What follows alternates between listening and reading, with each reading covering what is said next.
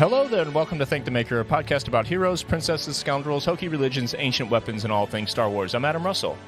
Hey guys, I'm Ryan Key. Hello, this is Nick Ganbarian. I am Mosh Forrester, and we have a show for you. Do we ever? I like to say that every show. I feel like. I mean, my body already hurts from moshing so much tonight goodness. on this show. It's just Mike, a fact. Mike for Muster. Yeah. Mosh, Mr. Nick Sure. Gan Marsh Ryan Key. Ryan Nice. Mosh Eisley. Key, yeah. Mosh Eisley. This was not my Mosh intention. Mosh This is Eisley not my Key. intention, and it's going so much worse than I thought. All right, let's do a break. Eisel Key. Let's do a break. Do a commercial. Start over. Okay. Matt Damon. Man. We're talking about Mosh Eisley. We're doing it because That's Party in the Galaxy. I mean, we're mere days away. At the time of this recording, I don't know what's the math between Tuesday and Sunday or Saturday.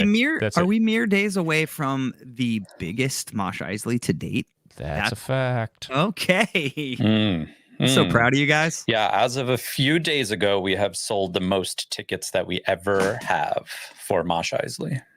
Look at what you built, you nerds. Beating out San Diego Comic-Con last year. So, hey.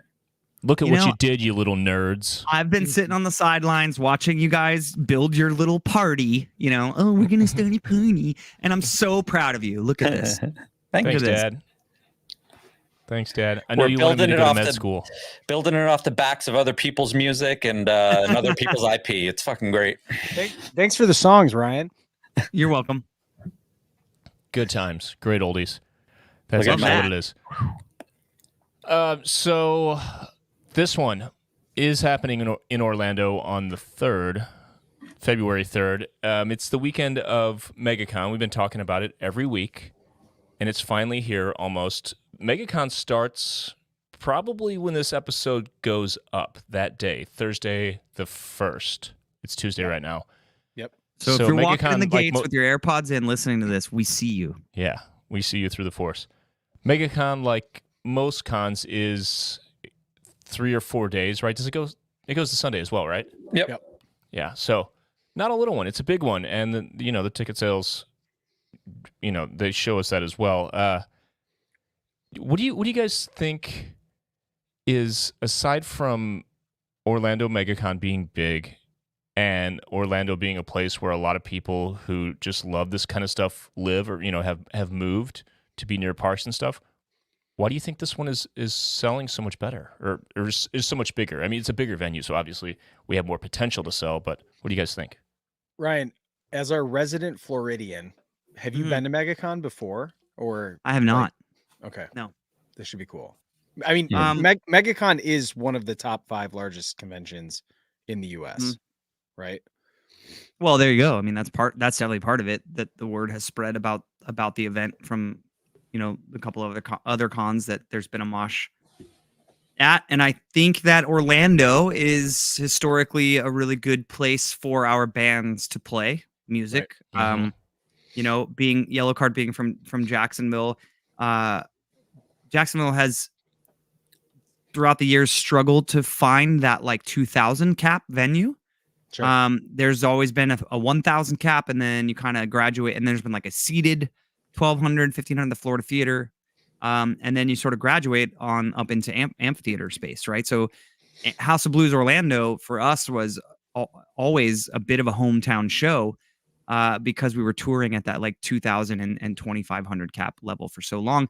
And I can't remember ever, even in a down year, struggling to sell tickets in Orlando at House of Blues. There's a culture in Orlando around our music. And I think you combine the size and the magnitude of MegaCon with that culture and, the buzz through the band channels about Mosh. And I think that's why it's popping off, as the kids say. I wish I had a Limp Bizkit sample right now. Yeah. Take it to the Matthews Bridge. I know a couple of reasons too. Definitely everything Ryan just said. I think having a Disney park nearby is a big deal. I think that really helps. Say more about that. And then, I mean, kind of the point right under that would be Starcruiser folks. I think that all of us have a big tie-in with Starcruiser, and there's a good community down there for Starcruiser. And thirdly, Florida FUX. That's it. That's all. Yeah. That's all you need Right. to know. Florida's ready to party all the time. Yeah, that's right. Man, Yeah, it's a fact. MegaCon is also like, let's just say, for Celebration not being in the States this year, because it was in London last year and it's going to be in Japan next year. There is no official Star Wars party, right? MegaCon is quite literally Celebration light. It is stacked with Star Wars people this year. So I'm wondering if maybe MegaCon became the place Default, de facto. yeah, for people to travel to if they wanted to meet Hayden Christensen, Ewan McGregor. I mean, I want to do that. Both of those things. I'd like to do that. It's insane. So, I think having a Star Wars party probably helps. So Yeah. Are the guests, the Star Wars guests, seem more plentiful at this one, right? Like it just that's what I'm saying. It is stacked. like it's coming, insane. coming, like waves of them. Yeah. It's crazy. Can I also note that you did say Celebration is in Japan next year? Boys, it's 1 year away. It's already been that long since the last one, and we're now coming up on a year away from the boys' trip to Japan. It's happening. I've never been. I'm so excited. I'm very excited. Nick, Dude. I just can't get my head around that. We need extra days. If I'm going with you for your first time, I've also never I'm going. been. I've Going been extra days for sure. I have a loose estimate. I've been 35 times. Oh I'm not my god, exaggerating. that's insane. That's so good. That's around the amount of times I've been. I'm supposed to say mine cannot first for people to be like, wow, and then you say yours and they're like, whoa. So I'll just not say mine now. I just cannot wait for you guys to come and because we're gonna go early, Adam flew late, over or it. whatever, and do Japan things, and I just can't wait to show you Tokyo. I can't wait. I can't wait to see the wonder in your eyes when we do stuff in Tokyo. I can't wait. And I never want to leave. Yeah, it's the best. So it is the best. that has nothing to do with this podcast, but man, I'm excited. We're going. So Ryan, now that you've been to Mosh Eisley, this Star Wars themed emo night, I guess our fourth official, right? Is the one you were? Or no, Anaheim, San Diego, Vegas, and then New York. Am I missing one? No, that's it. San right? Diego? You said San Diego? I said San Diego. Yeah, so New York was the fourth. Yeah. So, Mosh the fourth be with you. yeah.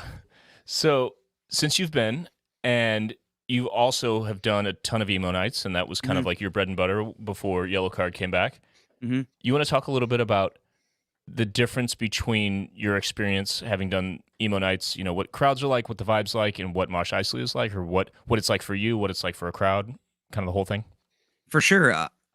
So when Yellow Card essentially broke up forever, which really felt like forever our last show was in March of 2017. I had been doing some emo nights for about 2 years at that point. I started, my first one was in the fall of 2015. But after the band broke up, I made a living doing emo night shows. I was doing like 4 to 6 a month sometimes. I mean, I was just flying all over the place. I did one in Singapore. I did a couple in Japan. I did one in London. I really, really leaned hard into doing the shows.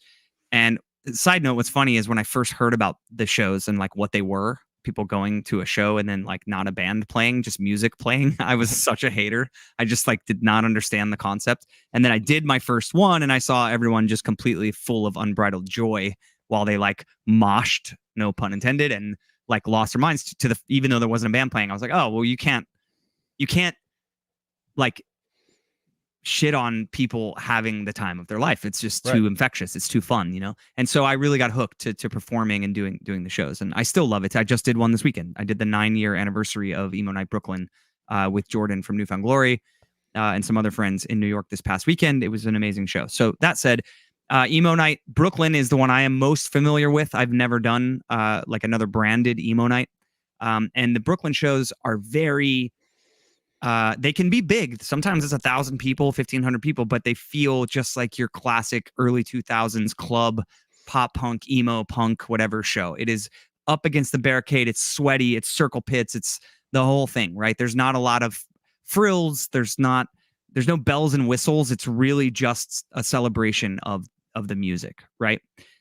So obviously, what you guys have, everyone listening should know. We have bells and whistles. Yes. So I'm not involved in the planning or the organization or the booking or anything with Mosh Eisley.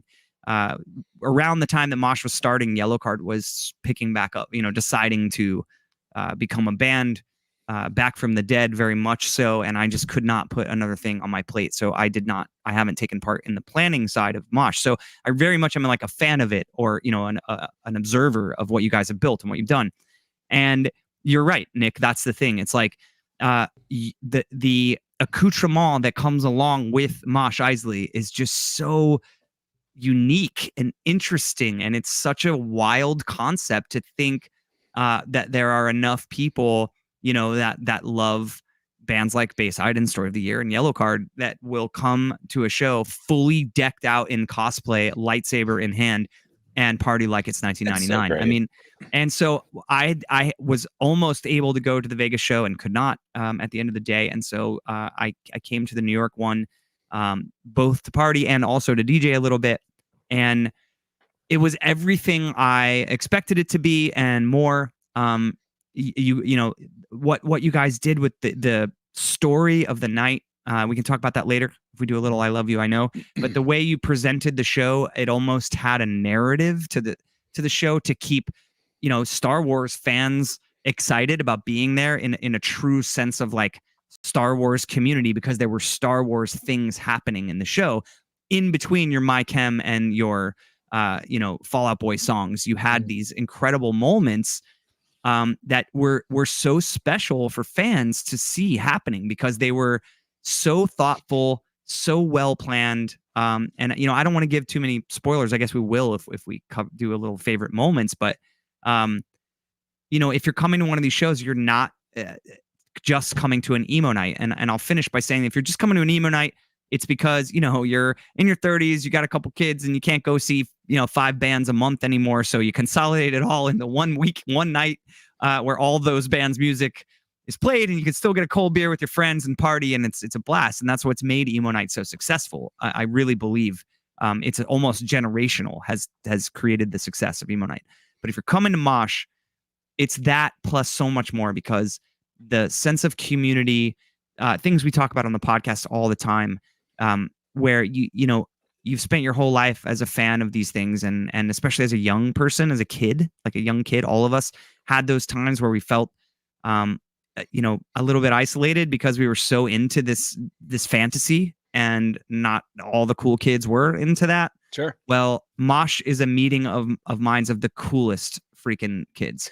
And may it be 30 years later, you're in a room with, other 30, 40, 50-year-old people who are raising their lightsabers in the air and singing rock and roll songs that they love. And I now that I've seen one after doing 300 plus Emo Night events, I've never seen anything like it. And I think if you are listening to this podcast and I feel like Mosh Eisley is going to be very active going forward, involved with, as you mentioned, Mike, like the top 5, the big 5 Comic-Cons and others. But I think the push forward to keep this event going and have it happen and take place surrounding these big events, these big Comic-Cons, is going to happen. And so if you're listening to the podcast and you're a Star Wars fan, whether you have a costume or not, you don't need one. It does make it more fun, but whether you have one or not, you really should come and experience this event. I think even if you're not into like pop punk, emo punk music, you should come and experience this at a Comic-Con weekend, because it's just unlike any other after party or any other sort of event around the con. And it's so Star Wars centric, like these are not, to your point, Mike, this is not Celebration. Mm-hmm. So where are you going to find all of the Star Wars fans? Come to Mosh, everyone's partying, and it's our own little Mosh Eisley, Moss Eisley cantina. I said Mosh, there you go. There's a slip. See? Yeah. Good branding. It's our own little cantina, right, where we get together and just do that thing we talked about, Starcruiser, be adults that get to play. And I mean, where there aren't a lot of places, times in your life as an adult where you get to do that, and Mosh Eisley is certainly one of them. So I'm super pumped that I get to come to another one and be there this weekend. And I just, it's emo night leveled up just so much. It's so Lightened cool. up. Dude, it's so And that's rad our to- show, everyone. Yeah. Thank you very much for. It's so rad to hear how stoked you were on the idea of, or on the additional stuff that we put in, like the kind of story elements, because New York was much lighter on it than the San Diego the San was. Diego Comic-Con one that we Mhm. did, partly because the type of venue and the vibe. Yeah, Nick and I got to play yeah. Rebel Spies, and Yeah. we're filmed by a professional film Yeah, crew I'm an Yeah. for actor San now. Diego. You're a SAG actor. You're ready. I've been on. I'm back. I'm not on strike anymore. It was Yeah, Nick's I mean, gonna be in like Law and Order SVU, Law and Order, like all of them, every single that one. was of them. one of the most fun days of my whole life. Was Yeah, showing up right. on a film set with Nick and dressing up in Scout Trooper I know. armor and pretending like we were rebel spies I know. shooting interactive film for a Mosh Eisley event. I mean, you guys, if you're listening, you really the amount of care and time and effort that these guys and girls put into this event, it's really special. Mhm. Well, this one, we no spoilers, but stuff will happen again. There is story once again, and what can I say? Well, I think that There's some special treats. for the part that differentiates it from us is like we know that there is a brand out there of people who are enjoying this part of their life, this part of their life as an adult, that's never been more sure of themselves at this point, of being a huge Star Wars fan, embracing the music. We've completely turned into our parents in regards to being like, oh, there is no good music after 2000. Classic rock, dude. Yeah, right? We are in classic rock bands now. Right. It's a fact. 1000%. Yep. Emo music is dad rock at this point. But what's interesting about it, I think, from our perspective of being able to plan something like this, is like we know so many talented people that have truly loved being a part of this, from either Jason and Kiefer, who have helped us with like a lot of the visual stuff, and they helped us out again for this one. Some of our partners over at the Dad Batch that helped us with the costuming, to a super high level of doing things. It makes for, like you said, Ryan, for Star Wars fans to get this extra level of in-depthness. We were inspired by the Starcruiser, absolutely, for being able to take a crowd and be able to have some fun with them as an entity, so that we feel like we have to work together for something, but also just so that people can show up and also remember that Star Wars is amazing, and for us to connect as fans of multiple fandoms, that's what makes Mosh Eisley have the opportunity to do something different than just being a lightsaber reskinned emo night. You know what I mean? There's depth and layers to that, and then add the costuming, which I have to also say to everyone who has put together a costume, I have seen literally the raddest costumes show up for this one. Like already so cool. Yeah, it's literally like people going to Art Basel or something like that. It's like people just be like, oh, I gotta make all this stuff. Like it is to that point where we are reposting people who are tagging Mosh Eisley with their costumes, and it's either like the Roosevelt's crew, like there's some people in the Roosevelt's crew that go super hard at it, and then we've got these fans who have either this is their first time being here, or we have people who are traveling in for Mosh Eisley.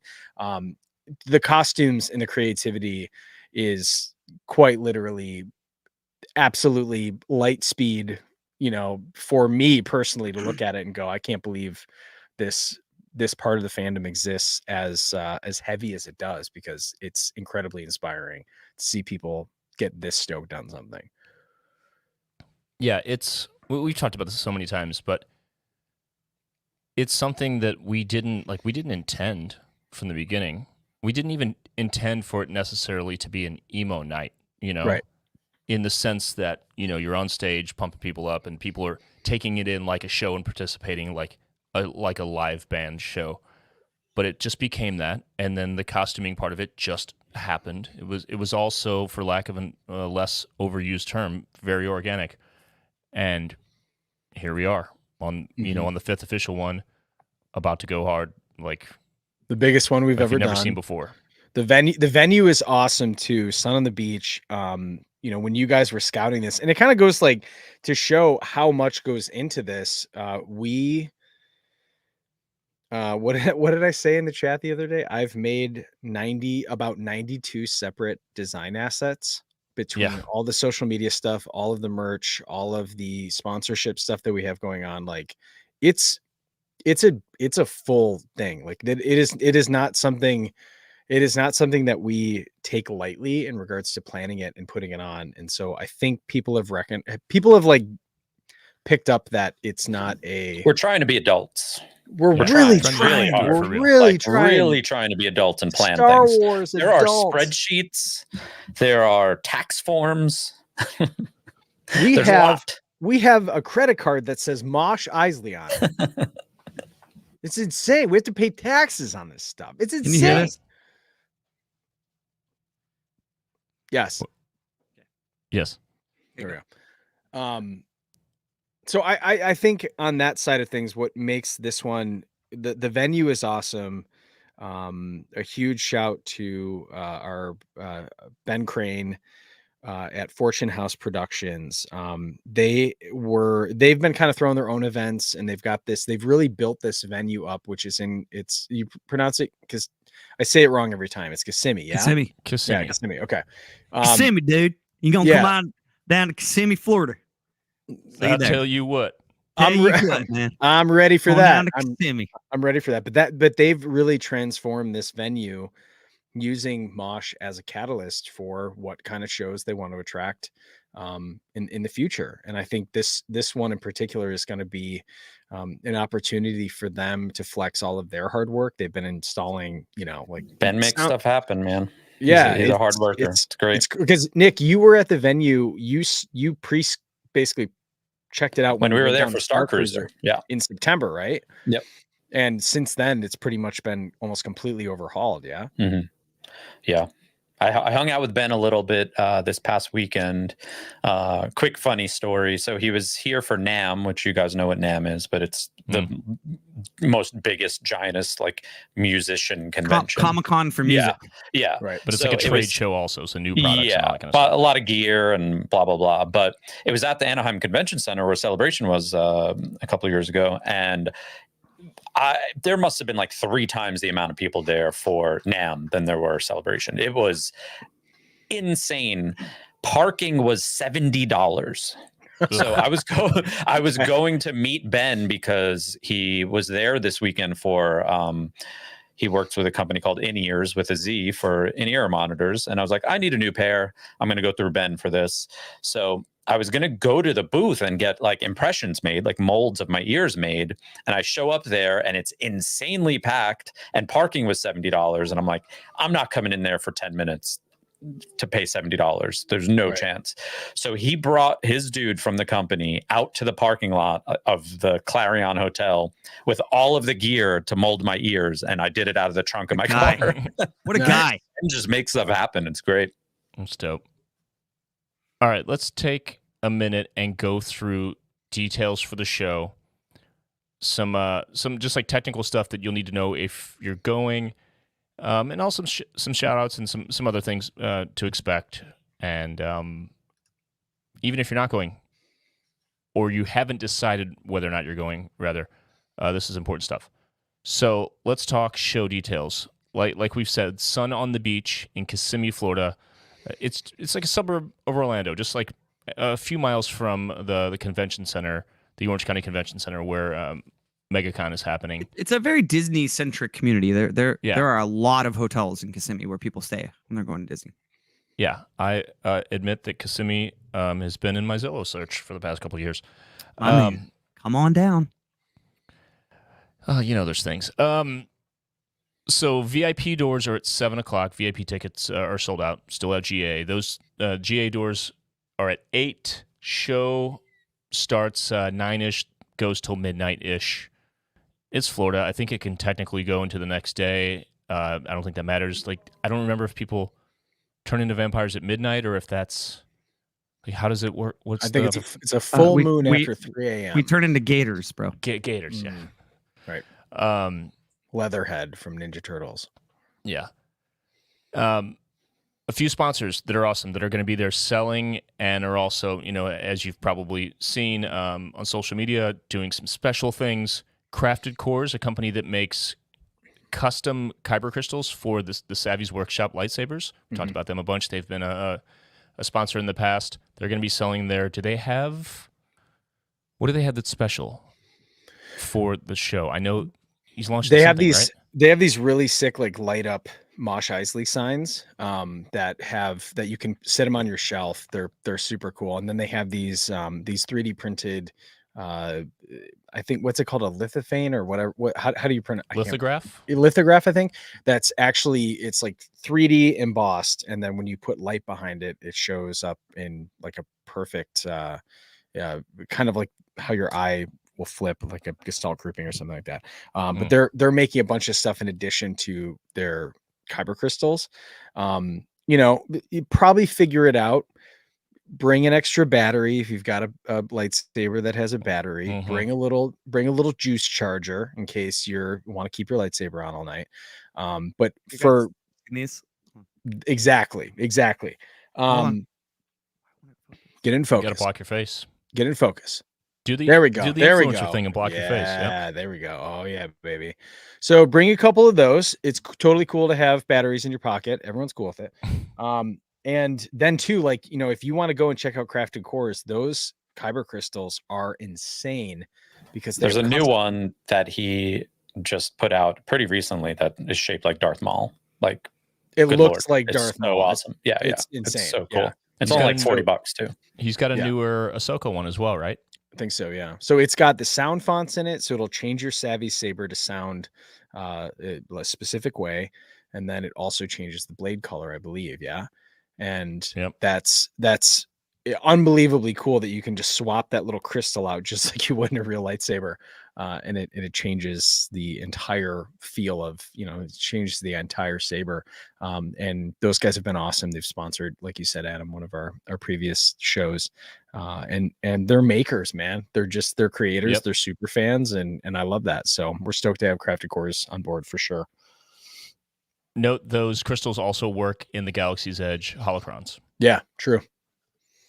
Gabbercrete is another sponsor that we're super, super stoked to have. If you don't follow Gabbercrete, like if you do any Star Wars cosplaying outside of just wearing a replica of a specific character's costume, if you're more like us, we like to sort of do our own thing and create our own story. Yeah, like a denizen look. You just want to look in universe. Gabbercrete is that. So she started with just this kind of generalized kind of poncho design, which is amazing. Everyone on Etsy has ripped off now. Yeah. It's a great look, and she's such a legit tailor. She was a guest on Armor Party and talked about her process. She's so legit. Went to school for this. She's a pro. She makes great stuff. She's got a Scoundrel shirt. She's got a new a jacket that's going into like a production run, almost like a retail level. Yeah.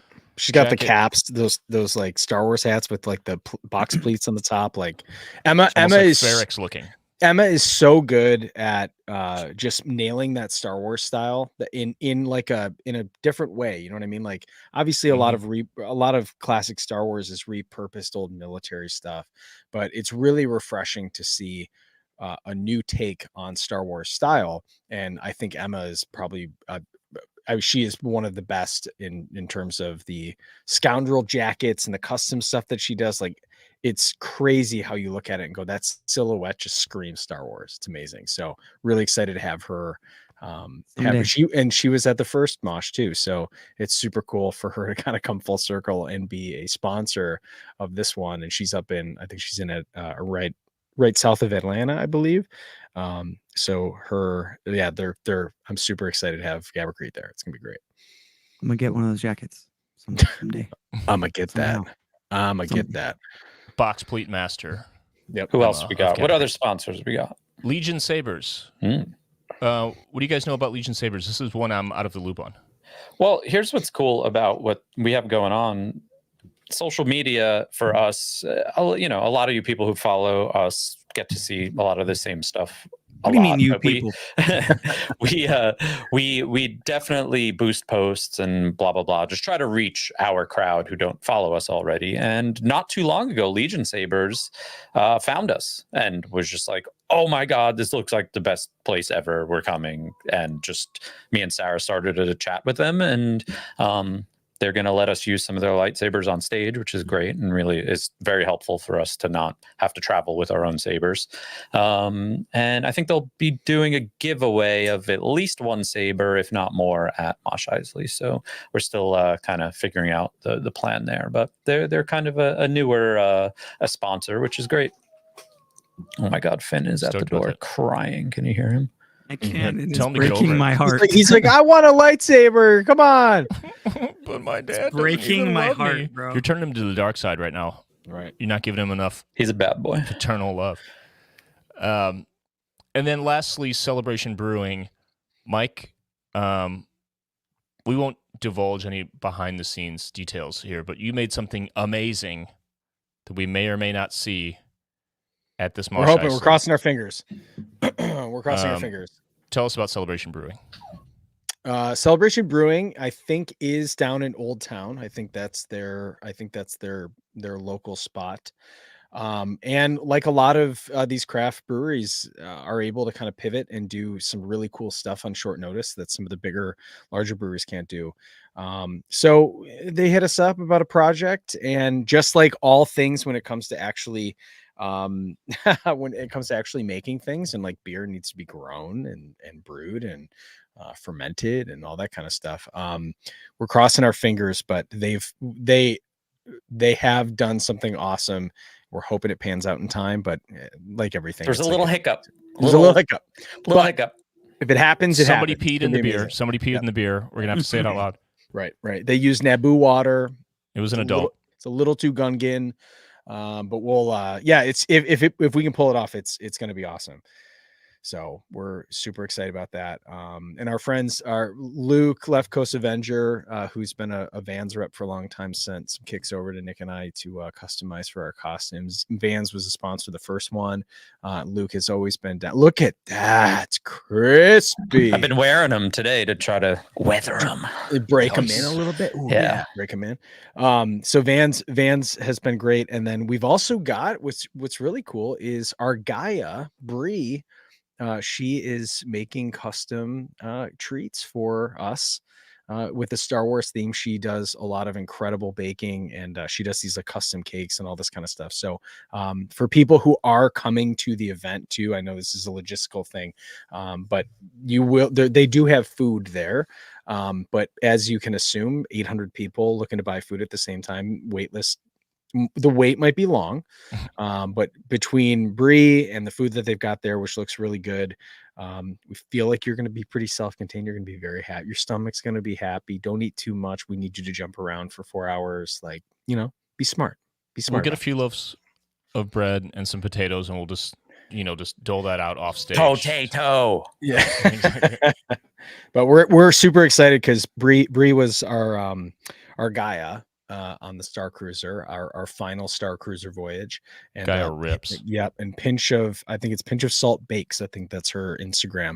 To go check out her amazing work. She's super talented. So we're looking forward to seeing her, having her. She's obviously local Orlando royalty, so we're very excited that she was able to come be a part of this.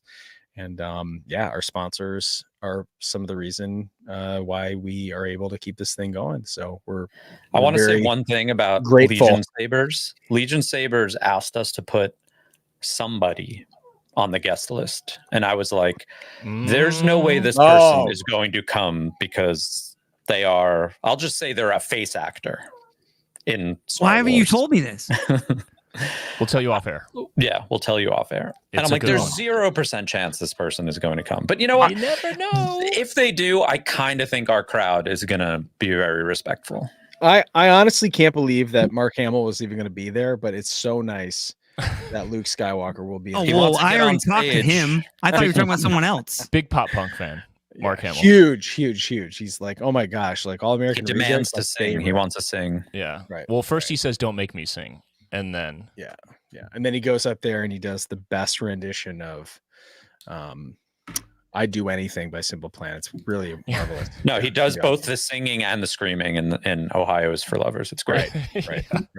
Right. He is that good. So, but there is someone, if they come and, you never know who shows up. You never know who comes to Mosh Eisley. We were lucky enough. We were lucky enough to have a couple people from the Mandalorian. Ashley's from like, New York. yeah, I'll be in bed. That's fine. It'll be dangerous. It's not an early show. Nope. Yeah, and it's not New Kids in the Block or Bayside, so she's not showing up. Has she been to a third concert yet? Oh, I think you were her third concert. 2 New Kids on the Block and 1 Bayside. 2? Okay. Dang. That's great. That's incredible. All right. And lastly, not a sponsor, but an organization. So my wife has done a bunch of work getting something worked out for this particular event because it's in Florida, and like Missouri, it's a place that needs to do some work on some stuff. So I just stay inside my house. Yeah. We're doing a charity raffle. So we have a Leia poncho. It's the Galaxy's Edge Andor poncho. Pretty dope. And we have a sticker pack. It's a 3 sticker pack. It's 3 of the designs that I did right after Roe versus Wade was overturned, and I did the Leia Resist graphic, and all the women of Star Wars. I did kind of one for each of the major characters. So it's a 3 sticker pack. They look amazing. We got them in yesterday. With minimum $10 donation for a raffle entry, you'll get that 3 sticker pack. If you want to do another entry, another $10, whatever, you can do it in increments like that. I mean, ultimately the poncho's $80, so like think about it. Think of it like a donation, because you're getting a sticker and potentially getting this prize. But we wanted a little incentive to get people involved. This is all benefiting the Orlando Women's Center, which is an important little place in Orlando, because life for women in states like Missouri and Florida, not the best, not great. I'm going to be very honest. So thought that was an appropriate thing to do to raise some money. If you got the stickers, we should take some good pictures of them, and yes, we'll toss them online soon. Mike, this is the part where I ask you to do graphic asset number 92. Yes. I have 24 hours until I get on a plane to come, so you have until then for sure. I will be on my plane already in less than 12 hours. Wow. Kind of crazy. I'm driving. Yeah. I'm driving with a 7-week-old. Happens all the time. Who loves Star Wars. I watched him. You sent a video of him watching Star Wars today, which I love. Dude. So it begins. Like they kind of talk about how like the kid can't really see much yet, even at 6-7 weeks. I'm telling you, I was holding him. I was like, I'm gonna put this on. I'm gonna put Young Jedi Adventures on. I'm gonna put it on and just see. And he was like, everyone's gonna think I'm making this up. He was like, I'm holding him here, and he's like, rubbing his face, like, kind of rooting. They call it rooting. If you haven't had any kids yet, rooting means they're hungry. That's not what it means in Australia. Hey, but he's doing that, and then Master Yoda came onto the screen, and I'm not exaggerating. I'm not making this up. He stopped. He laid his head into my chest, and he just stared at the television. Just staring at it while Yoda was on screen.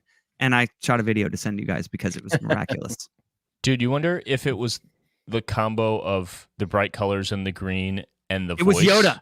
But I'm saying Yoda's voice specifically drew him in, like truly a unique voice in Star Wars. And then the colors and that, his Force aura, perhaps. Yeah. It's good. It's good stuff. Watching. Loving it. Does he have a Narkina 5 or a Narkina suit on? How is that real? No, he has like a vintage Mickey Mouse Studios. Oh, okay. Onesie on. You should get him a Narkina suit. Poor kid doesn't stand chance. He's just a nerd. He's already a nerd. Yeah. Between now and kindergarten, until he leaves the house on his own for a day to go to school, he has to wear that Narkina suit every day. You should do it to him. On program. Dad, I don't want to wear this. On program. Yep. All right. We were going to talk about our favorite Mosh Eisley moments, which we can, if we have one. But I also put it to the patrons here in the chat with some favorites. Anybody want to read some of these? Yeah, let's let them do the thing. We don't need to do it. Well, the other thing Ethan, is too. I got hang on. Ethan. You're right. Nick? Wait, you got Mike? No. Go for it. Well, I just want to say, remind people one more time. Nick has been very adamant about parking and letting. Oh, people know. parking. Oh, sorry. Just Okay. say the parking thing. Get it out of the way. Let's do that. So here's speaking of Ben a little earlier, he hit us up probably 2 weeks ago and basically said, good news and bad news. You guys are putting on the biggest event that Old Town Kissimmee has ever had ever. So that's the good news. Hell yeah. And bad news is there's definitely not enough parking for everybody. It's also the Pro Bowl in Orlando. Mhm. Yeah, it's not in Old Town Kissimmee though. That's fine. No one plays the Pro Bowl. They don't. So I assume a lot of people are going to be drinking at our party anyway. So obviously rideshare is going to be your best bet. Can't emphasize that enough. Just take Uber or Lyft. If you have to drive, definitely bake in 30 or 45 minutes beforehand to look for parking. Find a spot. Yeah, there's very, very limited free parking, and then there's limited pay parking that is $10 cash only. So good luck. We're trying to warn everybody, pass the May word. the force be with you.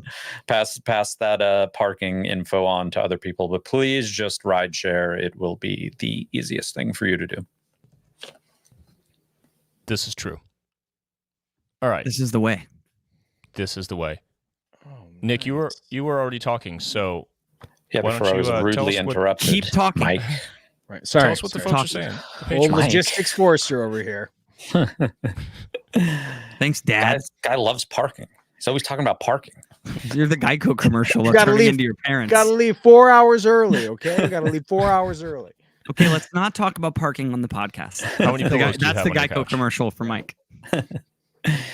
Some favorite moments from the Discord server. Ethan said Vader's entrance and interaction at Mosh San Diego was a rad highlight for me. I was watching in my bunk on tour live, basically, like just people's posting, and I was just like, when Vader showed up, I'm like, how did you get up there? What are you guys doing? This is insane. I don't know how you guys pulled that off. That was great. Yeah, we did. But Vader was like up on the second level. There's like a real what do they call that? A real, it's not bait and switch kind of scenario. What Yeah, is it, everyone looking misdirection? at the stage. Yeah, misdirection. Yeah. That was great. Loved that. NATO Potato says Black Chrysanthemum, Zach, and the Knights of Chem on stage at San Diego. The big Death Star in the crowd at Vegas. Here's the thing with the big Death Stars. Oh boy. They're really hard to come by, and we only have 3 of them right now. So we're looking for more. We need more because they break. We got to get one of those those Walmart pool patch kits for your Yeah. Well, the one in New York, I watched someone stab it, not on purpose, but I watched a lightsaber go through it. And I was like, okay, we're gonna have to fix that one. But I think the You're venue like, honestly, threw it that's out on brand. That's on before. brand. Yeah. Yeah. The venue threw it out before we even got our hands on it. So, boo. rude. Yes. What else do we have here? Masaccio? 87? Masaccio? The whole lead up to Mosh San Diego itself was an amazing experience, but being invited by the man, the myth, the legend, Zach the Maker, to be part of the Knights of Chem, being welcomed into that group and witnessing the whole thing coming together and continue onward has been pretty sweet. That was an amazing moment. I love the Knights of Chem. I love the Knights of Chem. And speaking of, Zach the Maker says, my favorite Mosh memory is when Jafar ended up on stage and Dano was shook by it in Vegas. Vegas got real Vegas towards the end. Yeah. I just said Vegas. Yeah. That was not a actual favorite moment. I'll read his actual favorite moment.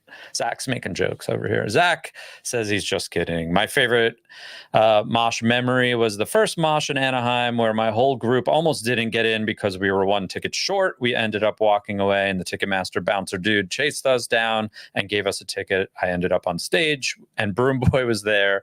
It was awesome and started something. You could say it awoken something. The Force. The Force was awakened. Force woke up. Nice. Good times. All right. Well, like I said, at the time of this recording, we're, some of us are mere hours from leaving for Orlando. Some of us are a couple days. Either way, the time that this is published, the con's going to be in full swing. The clock is ticking. So if you're watching right now and you're trying to go, get tickets right now. If you're hearing this for the first time, really hurry up and go get tickets right now. MoshEisley.com has the link to that. Go check it out. And, someone mentioned something about setting up a link for an online donation situation for the charity benefit for the Women's Center. We will try to make that happen. That's a good idea, and thank you. Nice. All right, dudes. I hope you're ready. I'm not. I don't have to do any work, really, so I get to just be ready. I have a Thank lot you, of work Ryan. Thank to you do. very much. Mm-hmm. I have a lot of work. Yeah. My lightsaber is fixed. My fit is ready to go. The batteries are charging. Yeah. Good times. Great oldies. All right. We'll see everyone at Mosh Eisley. If we don't see you there, sorry for your loss. We'll see you at the next one. See you there, or I'll see you at another time. Are we going to announce the... Oh, okay. All right. We're good. Yeah. We'll talk about that later. All right. Latris on the Menjay. I love you all. And until next time, may the Force be with you.